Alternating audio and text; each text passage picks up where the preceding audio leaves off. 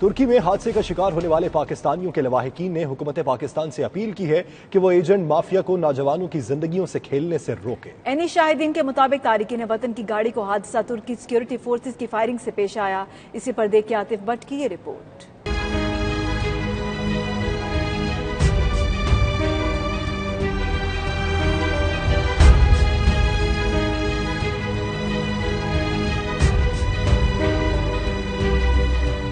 سنہرے مستقبل کے لیے یورپ جانے والے پاکستانیوں کے ترکی میں المناک حادثے نے نیا رخ اختیار کر لیا۔ عینی شاہدین کے مطابق تارکین وطن سے بھری گاڑی کو اس وقت حادثہ پیش آیا جب ترک سیکورٹی فورسز نے گاڑی کو روکنے کا اشارہ کیا۔ ڈرائیور نے گاڑی بھگانے کی کوشش کی تو ترک سیکورٹی فورسز نے فائر کھول دیا، جس پر گاڑی بے قابو ہو کر عمارت میں جا گھسی۔ گاڑی میں 45 افراد سوار تھے۔ المناک حادثے میں 15 پاکستانی جاں بحق ہوئے جبکہ متعدد زخمی ہو گئے، جن کی حالت تشویشناک بتائی جاتی ہے۔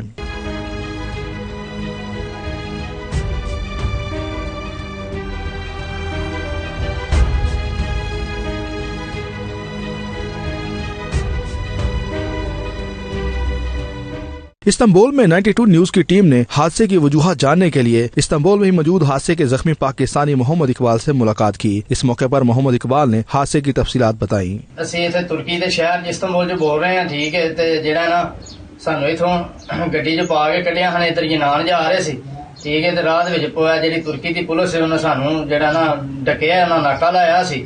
ساڈا جڑا ڈرائیور سی انہیں گڈی نہیں کھلاری، انہیں گڈی جڑا انہوں دے کولوں دی سپیڈ نہ کڈی ہے، وہ بھی ساڈے مگر لگ گئے نے گڈی والے بھی، تے جڑا انہاں کہا گڈی کھلارو نہیں، انہاں گڈی کھلاری، انہاں مگروں چھوڑ کیتی ہے، جڑی ٹائر نوں آ کے بجی گولی، وہ نال جڑا گڈی جڑی پلٹی پاسا مار گئی، وہ جڑے ہیں اسی 45 بندے ساں، 45 جڑے ہیں 10 موقع دی مار گئے نے، ٹھیک ہے، تے جڑا نا پھر 5 جڑے نا ہسپتال دے اندر جا کے داخل ہو کے مرے نے، ٹھیک ہے، تے کوئی زخمی ہوئے نے، ٹھیک ہے، انہوں میں بھی ہاں، دیکھو میرا کی حال ہوا ہے۔ محمد اقبال استنبول کے علاقے غازی عثمان پاشا میں مقیم ہیں، جہاں ان کے ساتھ دیگر پاکستانی بھی رہتے ہیں۔ اس حادثے پر اوورسیز پاکستانیوں نے گہرے رنج و غم کا اظہار کیا۔ محمد اقبال کے ساتھیوں نے حکومت پاکستان سے ایسے واقعات کی روک تھام اور متاثرین کو امداد اور تحفظ دینے کی بھی اپیل کی۔ ہمارا پاکستانی گورنمنٹ سے اپیل ہے کہ ہماری کچھ مدد کی جائے، صحیح ہے، ادھر ہم کو ترکی کی فوج نہیں رہنے دیتی، ترکی کی گورنمنٹ نہیں رہنے دیتی، تو ادھر ہم کو پاکستانی جو ہے گورنمنٹ ہے جو ہماری مدد کرے، صحیح ہے۔ 10 بندے جاں بحق ہوئے نے، ٹھیک ہے، موقع دے اوتے، اس تو بعد 5 بندے ہسپتال جا کے شہید ہوئے نے۔ اس تو بعد جڑا کی نام ہے انہاں دا، جڑے باقی بندے نے انہاں دے گھراں دے اگے لیا کے سٹ دتا گیا ہے۔ کسے دی لت ٹوٹی دی ہے، کسے دی باہ ٹوٹی دی ہے، کسے دی پسلی ٹوٹی دی ہے۔ تارکین وطن کا کہنا تھا کہ ایجنٹ انہیں سبز باغ دکھاتے ہیں، وہ پھنس چکے ہیں، حکومت ان کی مدد کرے۔